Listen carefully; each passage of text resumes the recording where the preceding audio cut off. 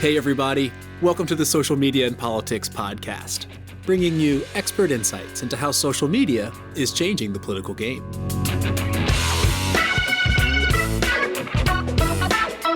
I'm your host, Michael Becerra, Assistant Professor in Communication and Media at Lund University. Remember, you can follow the show on Twitter at SMNP Podcast or visit us on the web at socialmediaandpolitics.org.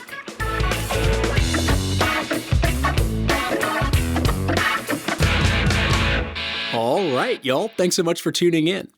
In this episode, we're going to be diving into some of the latest research around informal political talk online, which is essentially the everyday conversations that people have about politics in online spaces, whether that's a social media platform like Facebook, a mobile instant messaging service like WhatsApp, or the various online news websites that have comment sections where citizens can discuss politics.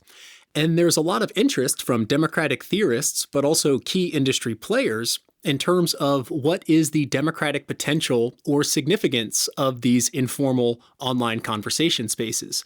If we look at industry, we might hear terms such as toxicity or Twitter trying to measure the healthiness of conversation. But what is toxicity and what is a healthy conversation? These type of terms don't really fly in academic research. So my guest today is Dr. Patricia Rossini. She is a Derby Fellow in the Department of Communication and Media at the University of Liverpool, and she has two studies that are recently published that deal directly with informal political talk online.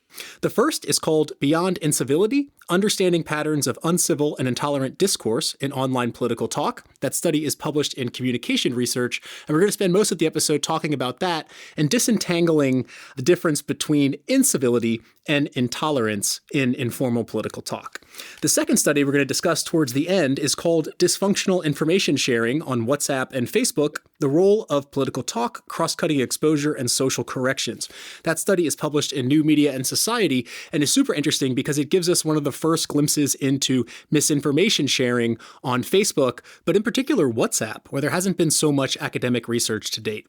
So as ever, there will be links in the show notes to these two studies if you want to follow up and read more. But without further ado, let me turn it over to Dr. Patricia Rossini. Again, she is a Derby Fellow in the Department of Communication and Media at the University of Liverpool. Dr. Rossini, thanks for taking the time out and welcome to the Social Media and Politics podcast. Thanks so much for having me.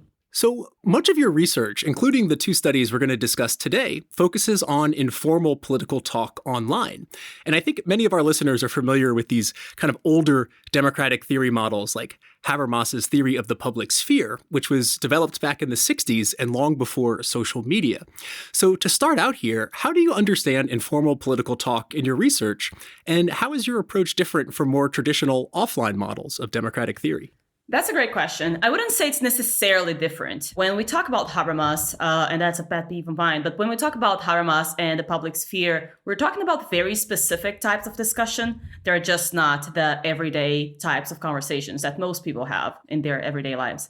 But I was not the first to figure that out. Like, a lot of people have been investigating the role of these more informal political conversations that we have in settings like, with friends and family, but also in the workplace, and et cetera, and how they can also promote, what we call democratically desirable conversations. So moments that enable people to talk about things that concern, their community or things that are problems in the country, and et cetera, and to learn from one another, even if they are not, public deliberation or what deliberation is meant to be, right? Like, I think sometimes we forget that deliberation is a very specific type of communication that is aimed at decision making. And most of us, when we talk about politics in our daily lives, we're not really making any decisions, right? So the rules of deliberation and even like the normative requirements of deliberation shouldn't necessarily apply. And part of the, why I said this is a pet peeve of mine, part of the problem that I had when I started researching online discussions is that, a lot of people come in and say, let's see the online public sphere. And then they find out, whoa, it's not very deliberative, is it? And it's like, but why do we keep asking if these places are meeting these very high standards of public deliberation when deliberative scholars will show us that not even places that are meant to be deliberative, so let's say, parliaments, are necessarily deliberative at all times, right? So I thought, It was a pretty narrow view of online discussions, and one that just doesn't really neither lives up to what online discussions are supposed to be, but also doesn't really acknowledge that we have been looking at informal conversations in our daily lives, workplace, family, and etc. for decades now. And they are not supposed to be public spheres. They're not supposed to be characterized by, deliberative discourse. Yeah, absolutely. I mean, I think all of us can probably think of examples where we came across a post or comment on social media that was, let's say, not democratically desirable. And, we often hear about Twitter being a cesspool or online conversations being toxic. And you take up this idea of toxicity in the first study I'd like to get into, which is called Beyond Incivility, Understanding Patterns of Uncivil and Intolerant Discourse in Online Political Talk. And in that study, you make a difference between uncivil discourse and intolerant discourse. So can you outline what those two concepts are for us and why you make a distinction between uncivil and intolerant discourse? Yeah, so this is the core of the research that I was doing during my PhD, and these two concepts are still very much central to my work. Although now I have moved to more of a can we identify these patterns at scale type of research, and also to a perceptions type of research, so trying to think about the different elements of uncivil and intolerant discourse that can influence perceptions. But back to the concepts. To me, the simplest way to distinguish incivility from intolerance is to talk about incivility as tone and intolerance as substance of discourse. And I'll unpack what I mean. So incivility is a pretty highly disputed concept in research. And there is this deliberative, again, let's go back to Habermas, this deliberative view that incivility should mean respect for others and their opinions. But most empirical research has actually focused on social norms and politeness norms, basically viewing incivility as a lack of politeness and as being characterized by certain words or a certain tone that could make it, as Kevin Coe, Kate Kensky, and Stephen Rains put it, kind of unnecessarily disrespectful. So it's not really about what you're saying. It's about how you say it. And this is why it's super, super easy when you are explaining incivility, for instance, or even, developing a code book to say, this is the civil version and this is the uncivil version. And basically, all you have to do is either add or remove a couple of words, right? That makes something that was perfectly civil, uncivil.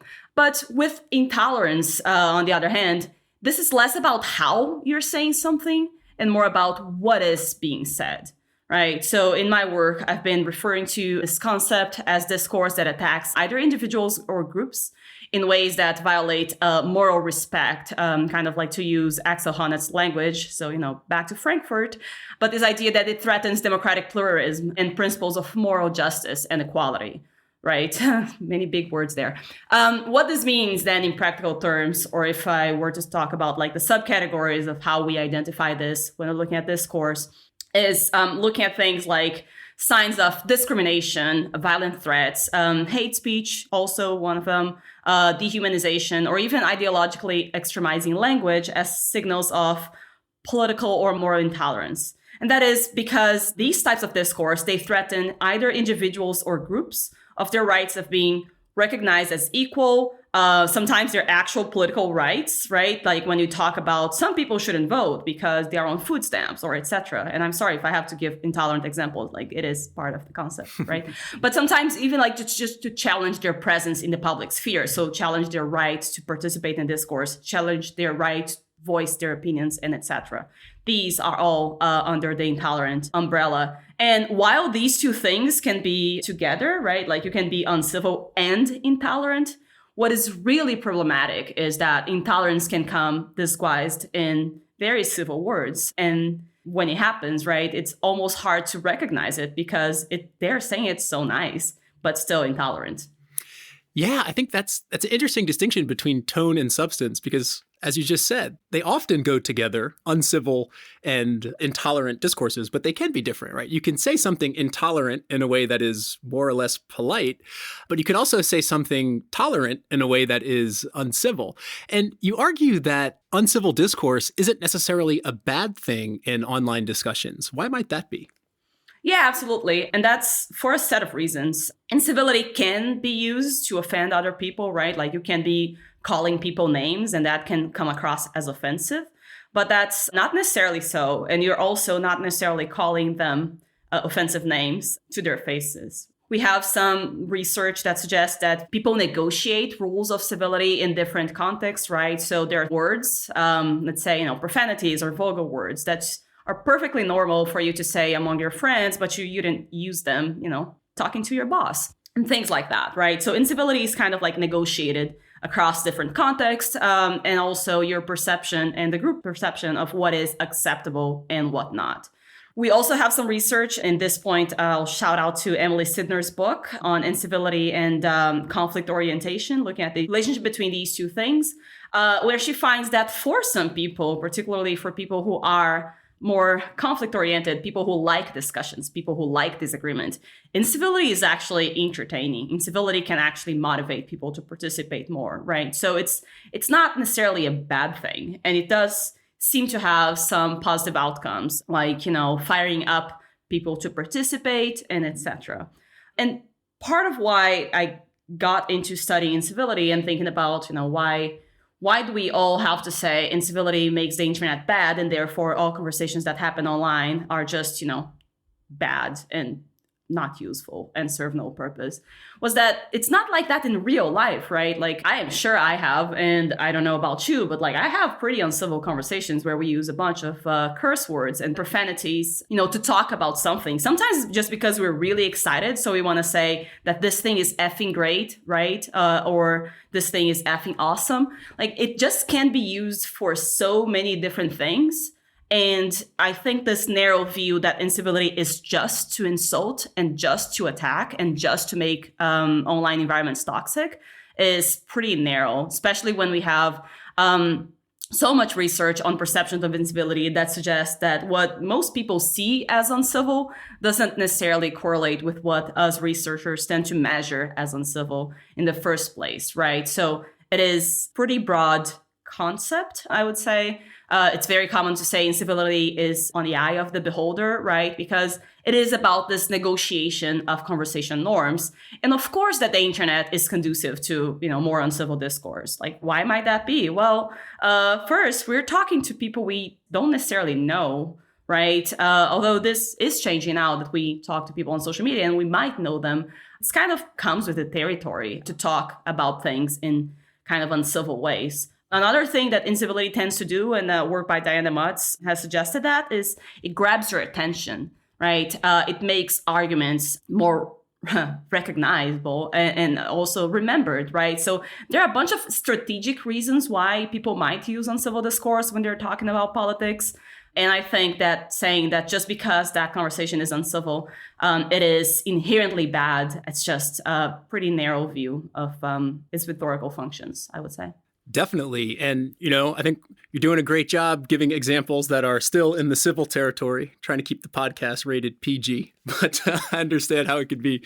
Yeah, we're trying to describe examples. It's hard not to lean into these profanities because they do attract attention from people.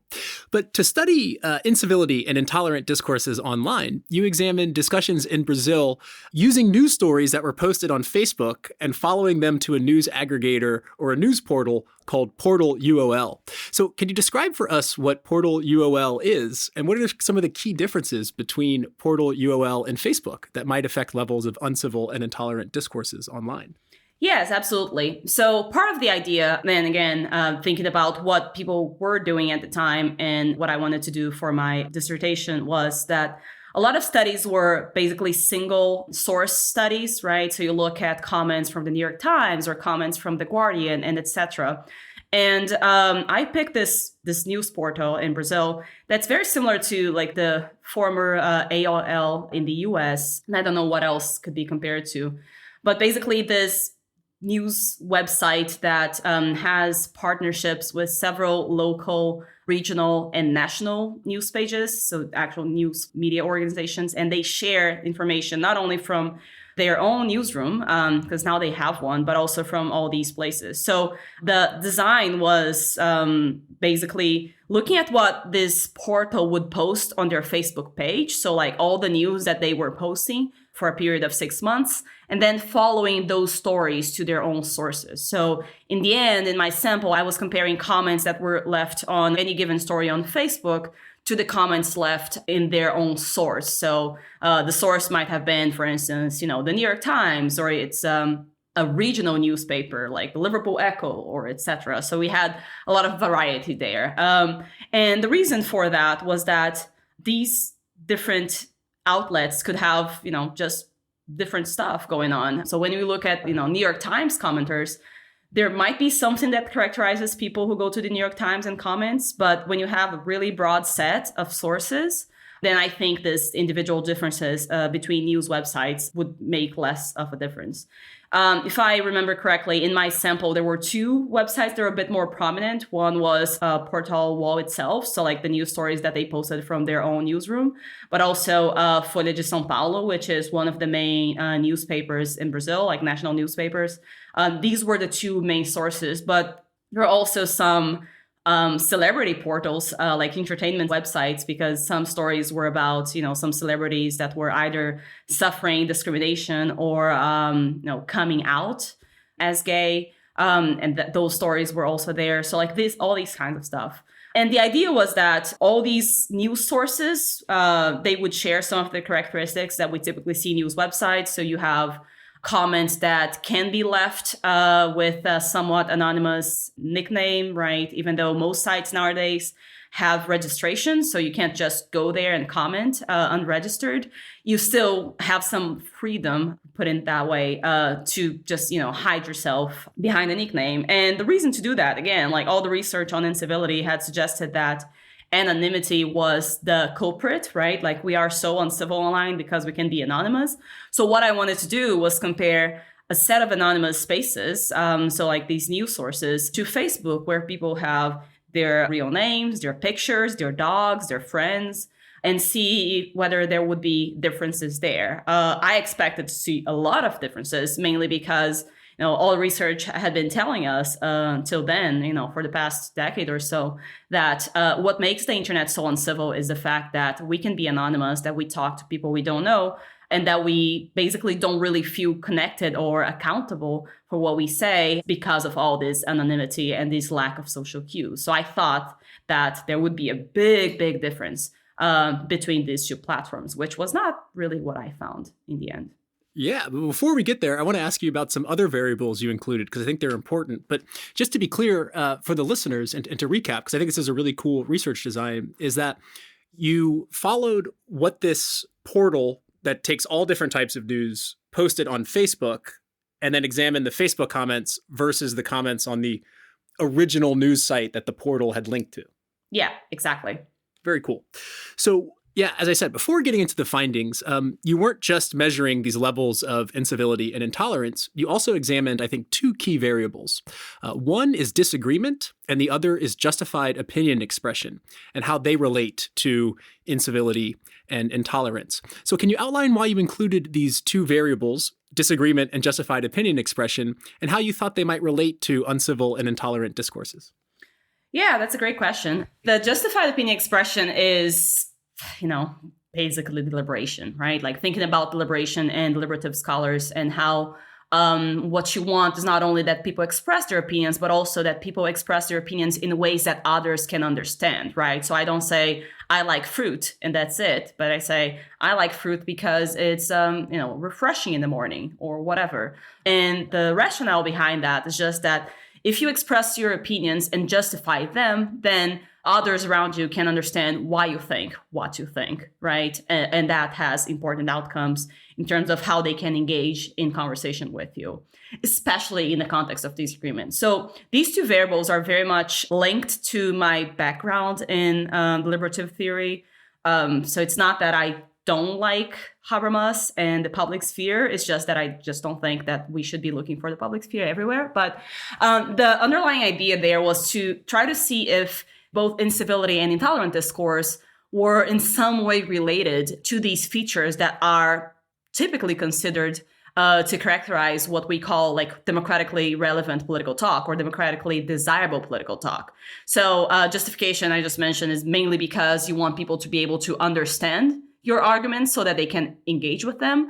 And disagreement is important because you want people to be exposed to a variety of views and viewpoints. And if those viewpoints are expressed, with justified opinions, then we can all understand each other a little better. So that was the main goal. And part of the reason why I thought they would be interesting to look at in relation to incivility and intolerant discourse is that as I was outlining these two concepts as representing very different discourse dynamics, I had expectations that they would be related to these two variables in different ways. Specifically, in terms of disagreement, I didn't have a very strong expectation for justified opinion expression in either direction, especially for intolerant discourse.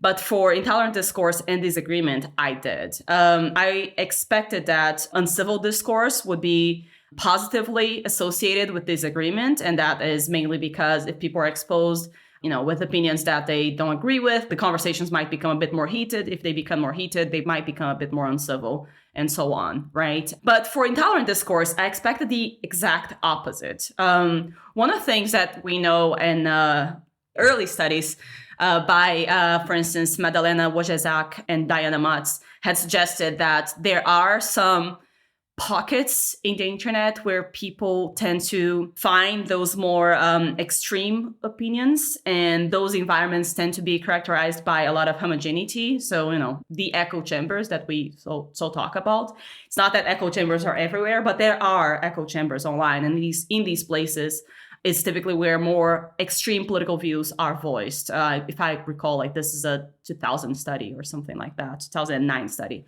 So I expected that intolerant discourse would actually surface when there's not a lot of disagreement, when people pretty much feel that everyone else kind of agrees with them on the topic they're talking about, right? And that was mainly the expectation because of prior research suggesting that more extreme views, they tend to surface and then tend to be fostered by more homogeneous environments.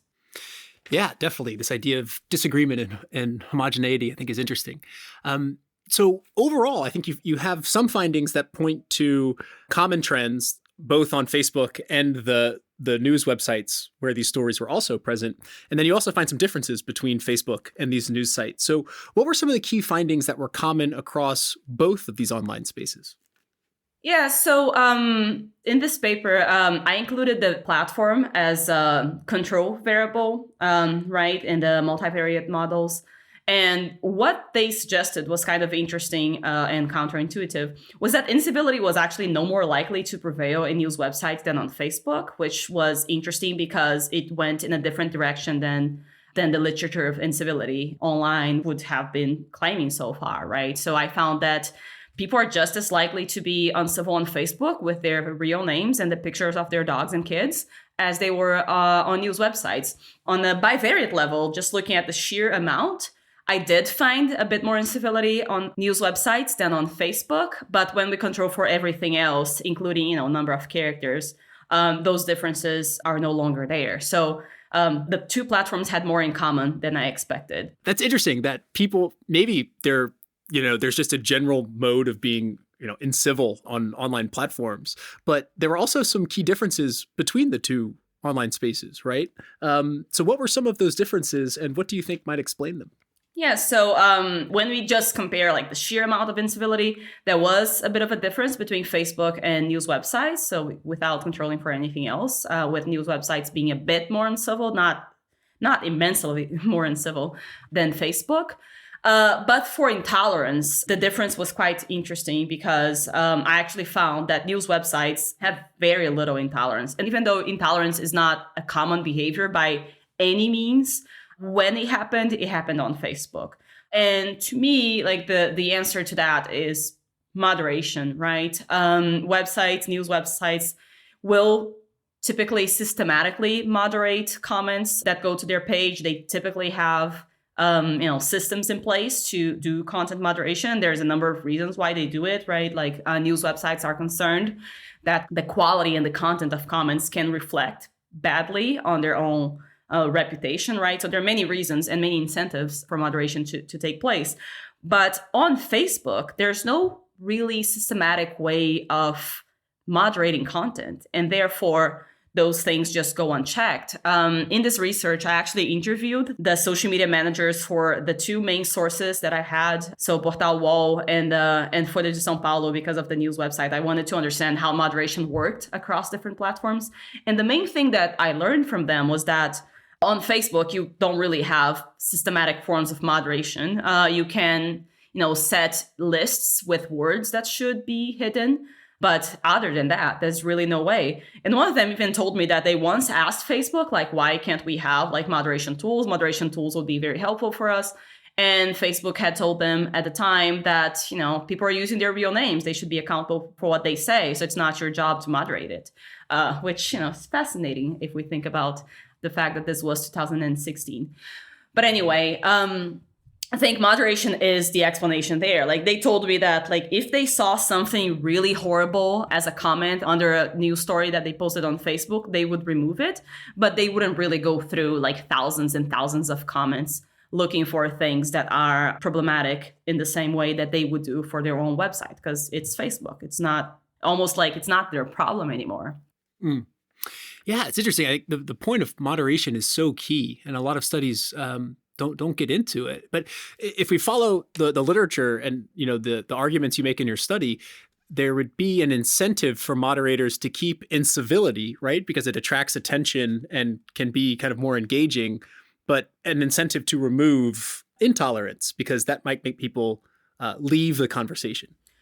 Yeah, I think about these things less as an incentive to keep incivility than more of the human judgment of what is acceptable and what is not acceptable. And to me, like the kind of not proof, but proof that incivility is so context dependent and comes with the territory and is sometimes very bad and offensive, but it's at other times like completely harmless, is that even though websites in Brazil, news websites in Brazil tend to be, and the two main ones that I looked at were very systematic and rigorous with their moderation practices, we still find like relatively high amounts of incivility when we look at the comments, but we find virtually no intolerance. So while incivility might be up for some discussion, is this uncivil, is this not uncivil, is this offensive, is this not offensive, it doesn't really seem like that's a problem with intolerance. It seems like when moderation see intolerant comments, they remove it right away. And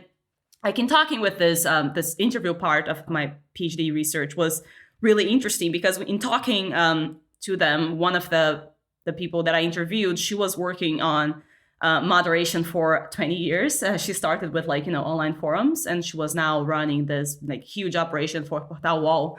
And she was saying that it's really quite remarkable how creatively people will write really intolerant stuff. But in very polite ways, sometimes trying to be funny, sometimes trying to just, be intolerant in disguise. Whereas, again, incivility, like the more blatant incivility, profanities, vulgar words, and etc., pretty easy to catch with relatively simple methods. So I found that quite rich, to say the least. But to me, the fact that, again, incivility can survive moderation, even when moderation is rigorous, suggests that it's not always a problem or seen as a problem, either by participants or by people who are rightfully so concerned that the tone and the quality of the comments under their stories can actually reflect on their own outlet, reputation, perception of quality, and etc. Yeah, totally. I think we probably see some differences in, broadsheet comments and tabloid comments as well.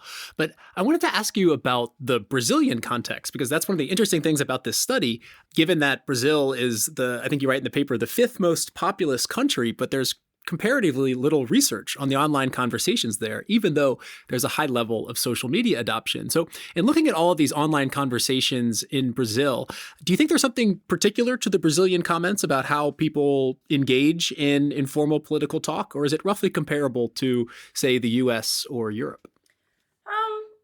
That's an interesting question. And it's also always the question that you get when you study anything other than the United States. Since this study, I've been looking at incivility and intolerance in the US. We'll soon be looking at this in the UK as well. So, I've been been doing this kind of across countries as well.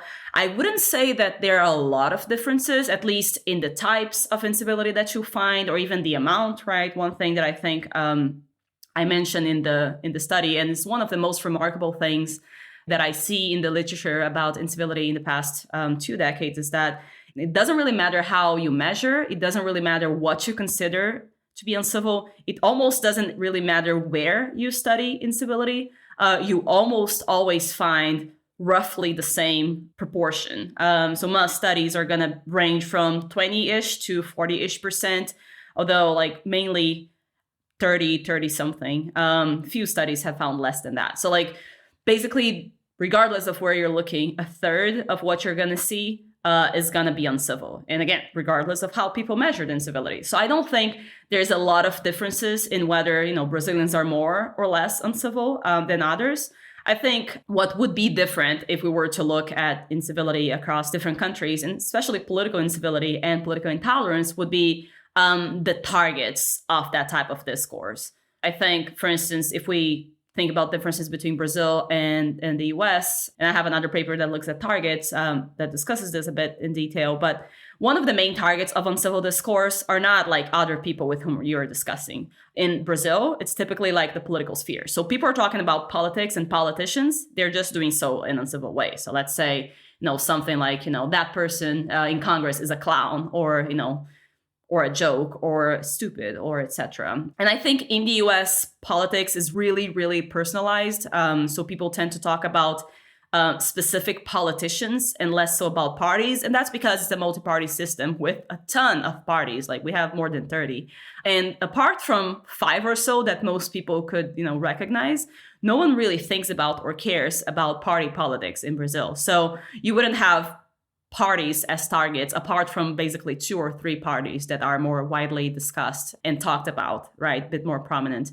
Whereas in the United States, you will see not only specific politicians being targets of incivility, but also the party system, and other things that represent this very clear-cut bipartisan system that you have in the US. So I think the targets of discourse would change. And then if we think about Europe and different European countries and et cetera, we'll probably also see how incivility targets different groups or even different people. It is possible that in some countries that are more comfortable really with disagreement in politics, like let's say Israel, it is possible that people are a bit more uncivil towards each other, and that's okay because they don't really, they might not even be withdrawn from the conversation if the conversation has a more heated tone. But I think that the main difference is targets, not really whether or not there is incivility and etc. Thinking about Europe, I think there would also be differences in just the sheer amount of social media use. I think Brazil is pretty comparable to the United States in terms of pretty heavy social media use, the types of platforms that are more prominent, with Facebook being the first one. Twitter is used at a similar rate as the US, and they are comparably active. So the online population in Brazil is comparably active to the online population in the US. We, of course, have some differences in Brazil in terms of just internet penetration. It's at roughly 70%, whereas in the US it's 90%. But I wouldn't expect that to make a very big difference in terms of who actually has access and who is participating in those discussions online.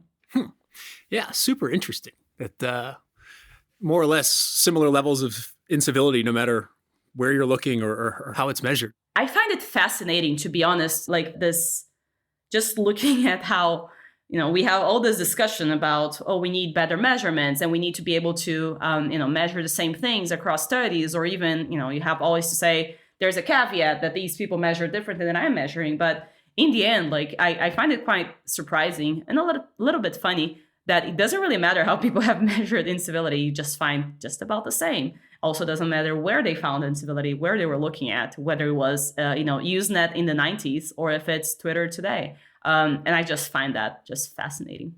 Definitely. Super interesting. But So far we've been talking all about political talk in terms of what citizens choose to write in their discussions online, kind of what they express and how they engage in discussion. But you can also share information, right, that you yourself didn't produce. And so I briefly want to get into another study you recently conducted on misinformation sharing across Facebook and WhatsApp, also in Brazil. And I think it's interesting because WhatsApp is this encrypted platform that we don't have so much research about. So can you describe first the motivations behind the study and how you went about studying WhatsApp?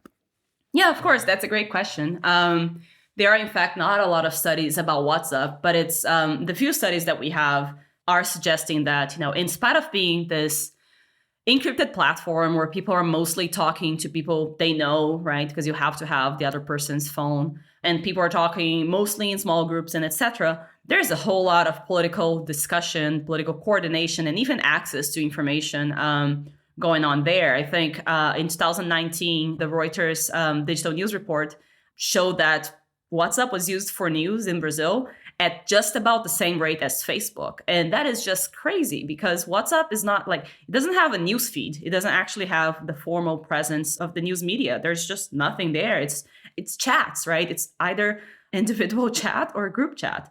So it's quite interesting how political discussions start to happen there, but more than just political discussions, actually like this information sharing on WhatsApp. So part of the motivation behind that study, the study was supposed to be during the 2018 elections in Brazil, but it just wasn't because this is part of a research grant awarded by WhatsApp. The process for that grant, just between application and announcement of the winners, just took way longer than we had expected. And by the time that we were selected, the elections were gone. By the time that we actually had funds, the elections were long gone. So it kind of shifted the topic from the elections a little bit. But explaining that this has to do with the elections is important because, as some people might know, because this was pretty broadly covered, the use of WhatsApp by parties and politicians in the 2018 elections in Brazil was quite intense. There has been scandals of misuse of WhatsApp using bots and etc. to disseminate political content, and especially disinforming political content, so problematic political content. There has been several investigations about whether or not parties and candidates were involved in these types of practices. And WhatsApp was very much so involved in discussions of how to preserve the quality of information and etc. They banned or removed a bunch of accounts that were suspect of being engaging in robotic behavior, so bots and etc. So there was just a lot going on WhatsApp, but it is still this texting platform that we have very little access. There's no API. Some people are studying these big WhatsApp groups where you can have up to 254 people and there's a lot of sharing of information. But something that we kind of felt when we were designing this study, this application, was that yes, these groups exist and these partisan use also exist and etc. But this is probably not, what the everyday person gets. This is probably not what most people experience when they're using WhatsApp. So instead of thinking too much about the content that circulates, what people are seeing, we decided to go with a survey to just see how prevalent is this, right? How much do people actually use WhatsApp for talking about politics? Is it just that we are kind of weirdos and we talk about politics on WhatsApp with friends? Or is it a thing that everyone is doing as well? So the idea, the way that we went about this was with a survey, really a nationally representative survey, that we even used some phone interviews to complement the online panels, just because WhatsApp is virtually installed in every mobile phone with access to the internet in Brazil. And we know that more than 90% of those who have access to the internet in Brazil have mobile access. So everyone who is online is also on WhatsApp, basically. So we wanted to reach these people. But some people, as we also know, are not on online panels, right? If you go with an online panel, you're not going to find sometimes less educated, some groups, some regions, and etc. In Brazil, we have huge regional differences. So we complemented the survey, the online survey, with some phone-based interviews so we could get some of those mobile-only users, because we felt it would be pretty important to evenly represent all regions, education levels, and etc., to be able to study this in Brazil. Like otherwise, you don't want to study just the Southeast. You don't want a survey of people who live in São Paulo. So we try to get a pretty good representative sample that covered that entire country. Definitely. And, I wanted to spend most of the episode talking about incivility and intolerance. So we'll just kind of run to the findings here. And you looked at the relationship between misinformation sharing and three main variables: the frequency of political talk, people's experience with cross-cutting exposure, and social corrections. And I'd like to start with social corrections because I think this is, a part that's left out of a lot of disinformation research. People analyze how many fake accounts there were and how many messages were sent, but they don't talk about the social corrections that followed afterwards. So what did you find out about social corrections on Facebook and WhatsApp? I think the first thing is that they happen a lot. Like I expected to find some corrections, like otherwise we wouldn't have this in a survey that was already awfully long and that we had to cut a lot. But the thing that to me was the most interesting and impressive was that they happen a lot. So, a lot of studies just say how misinformation goes wild and how much people share. And we were kind of interested in knowing, well, okay, so people are sharing these things. They might not always be ill-intentioned, right? Like they might be sharing just because they think it's important, just because they don't know it's false, and etc. But we were wondering, like, are these people ever called out for what they share? And we found that they are by it, like, fair amount. So in our sample, roughly 1 in 4 of the people using Facebook said that they had experienced a social correction, that is, that someone had called them out for something they shared. And on WhatsApp, that percentage is even higher, it's about 36%. When we asked about whether they saw other people being corrected, we had even higher percentages. We had roughly 41% for Facebook and 46% for WhatsApp. And we also asked whether they had corrected someone else, right? Whether they engaged in social corrections. And we also found like fair share of people saying that they had. On Facebook, just about a third, so 32%. And WhatsApp, 4 in 10, so 40%. Said that they had actually engaged in this type of behavior. There are a couple of reasons why we asked all these three. One, like first, we thought that not a lot of people would say that they experienced the social corrections. So we thought that this would be a question with that desirability bias. So we wanted to get at the witnessing question as well, because maybe people are not going to say that they've been corrected, but they're going to say that these things happen. And if what we want to know is whether these things happen, that might be good enough. And it was kind of surprising to see how not only people are willing to say, yep, that happened to me, but also they were saying, I've also done this and I've been calling other people out all the time. And I'm seeing other people doing that as well. The second thing that I think is interesting is that social corrections of all types, so witnessing, engaging, or experiencing them, were more likely to take place on WhatsApp versus Facebook. And I think the explanation to that, at least in my mind, is pretty clear and simple. WhatsApp is a more private space. You are mostly talking to people you know. It is just possible that people feel a bit more comfortable to call someone else out. And I would imagine that they can also do so in a kind of, nice way, right? To say, hey, friend that I like very much, you shared this thing. Did you know it's not correct, right? Whereas on Facebook, where you are exposed and connected to people that are not necessarily a part of your social life and etc., these corrections can be a bit harsher, and they're also very public, right? So even if someone, if you're on WhatsApp and let's say your grandma, and I use my grandma because she does sometimes share some of this stuff, but she shares, let's say, something on a family group that is misinformation, then you can just say in a private chat like, hey, grandma, that was incorrect. And then no one will know, right? Like it's not a visible process. And therefore, I just think people are more comfortable with it on WhatsApp. So the last thing that's interesting is how these social corrections are associated with sharing behaviors. And in the study, we looked at 2 types of sharing. So we asked people if they had shared something that was fake and false, but they didn't know at the time that they share. But we also asked them if they had shared something that they knew was false, but shared it anyway. And being corrected for sharing misinformation was strongly and positively related to both of these types. So people who are sharing things either without knowing it's false or knowing it's false are being corrected in interesting ways.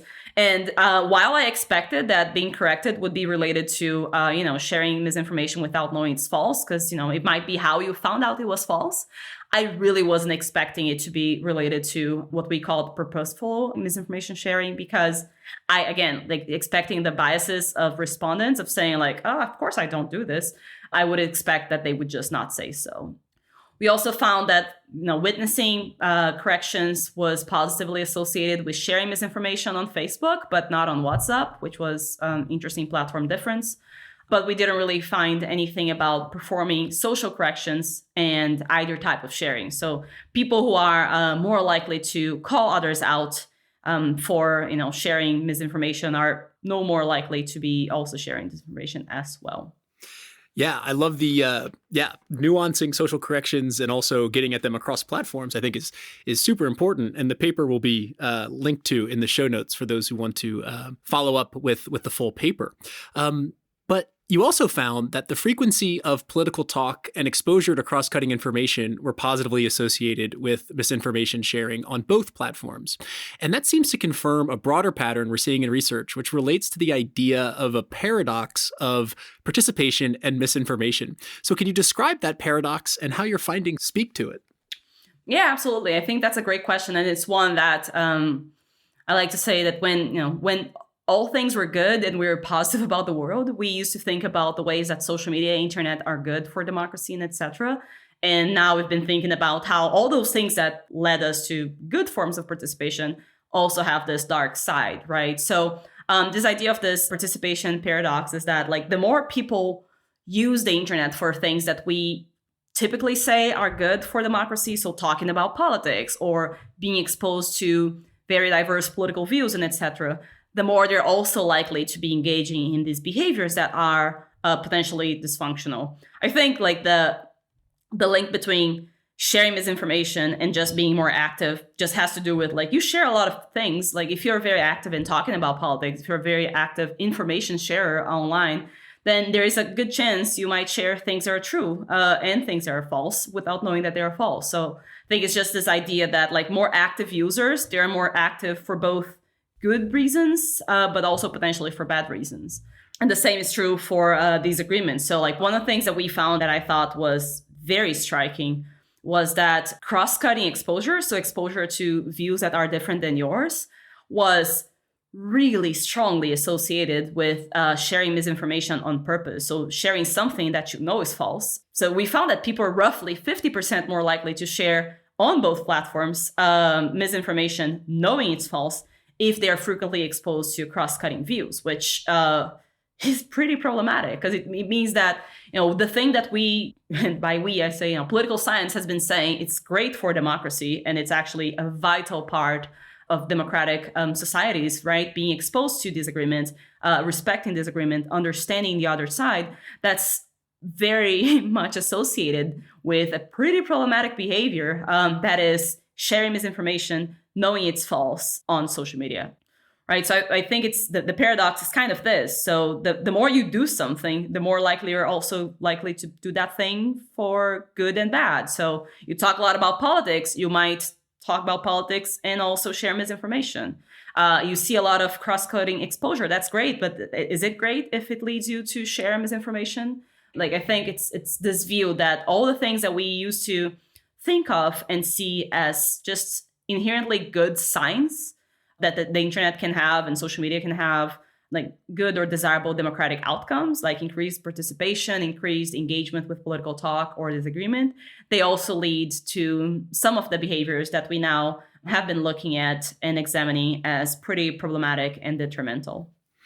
Definitely. And following up on this paradox, my last question for you has to kind of do with linking the two studies together, which is getting your thoughts on the relationship between justified opinion expression and misinformation.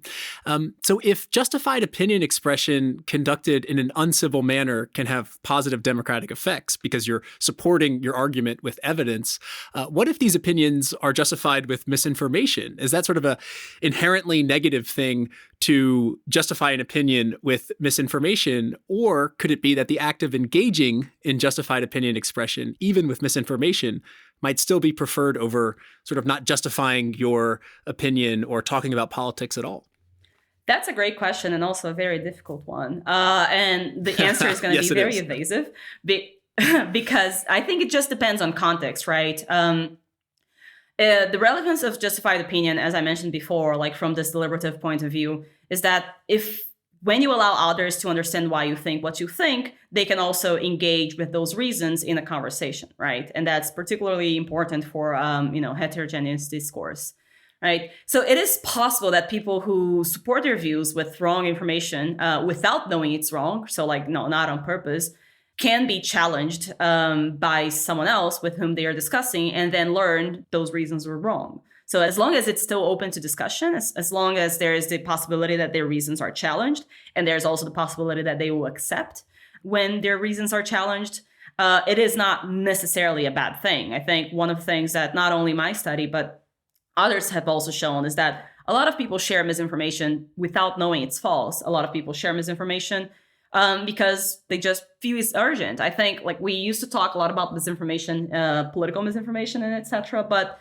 just thinking about like right now, we think about misinformation about the elections. You can't have the U.S. elections, pretty detrimental outcomes because it's still out there. It's still happening, right? When we think about misinformation about COVID, and I know you had Letitia Bode here a few episodes back, and her work is very focused on health misinformation. Like it's really detrimental because if someone is saying, drink Clorox and you're going to be free of the virus, you can die.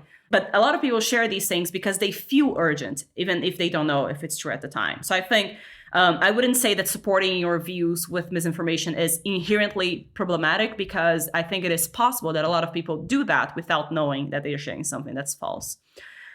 I don't know if I would go as far as saying that talking about politics based on misinformation is preferable over not talking at all.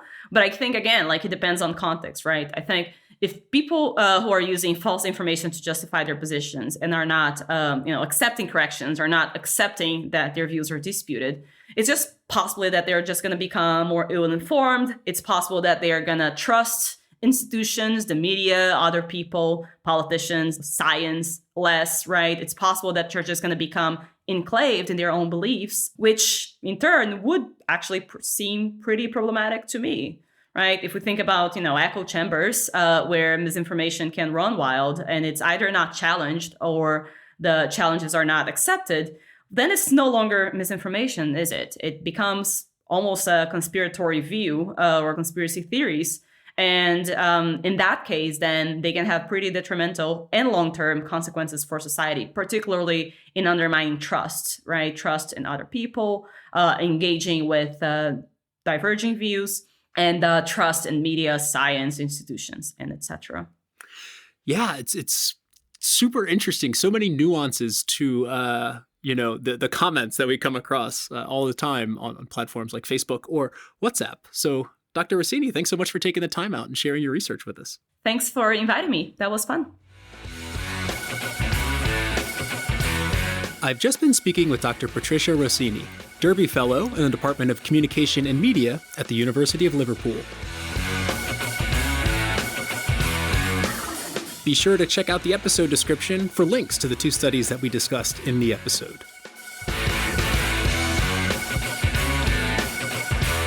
And that's a wrap for this episode of the Social Media and Politics Podcast. Thank you so much for tuning in. As we head into Thanksgiving after a major election, remember, it's okay to be incivil, but not intolerant with your counter-attitudinal relatives. I'm your host, Michael Becerra, signing off from Melbourne. See you next time.